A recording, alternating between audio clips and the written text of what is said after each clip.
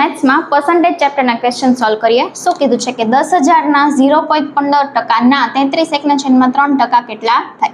જોવામાં અઘરો લાગે પણ ખૂબ ઈઝી છે. જો શું કીધું છે કે 10,000ના 0.15% એટલે કે 15 ના છેદમાં પોઈન્ટ કાઢવા છેલ્લે નીચે 100 લખીશ અને ટકાવારી કાઢવા નીચે બીજા 100, બરાબર.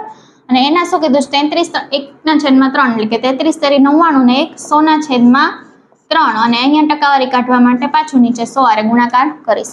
આ આખો આનો સ્ટેપ છે, પણ એક્ઝામ આવી રીતે કરાય નહીં તો વાર લાગે. શું કરવાનું? તમારે જોવાનું કે આ પર્સન્ટેજ આપ્યું છે ને એટલે ઈ કટ થઈ જાય ને અહીંયા 0 હોય તો એ બે 0 કટ થઈ જાય. બીજું પર્સન્ટેજ છે તો એને કટ કરીને હજી મારી પાસે બે 0 છે એટલે હું એને કટ કરી નાખીશ. એટલે કે આખું આ 10,000 છે એ શું થઈ ગયા? કટ થઈ ગયા. ઓકે, હવે આ પર્સન્ટેજ કટ થઈ ગયા, ખાલી શું છે 0.15 છે એટલે કે 15 ના છેદમાં હું શું લખીશ 100 પોઈન્ટ કાઢવા માટે, બરાબર.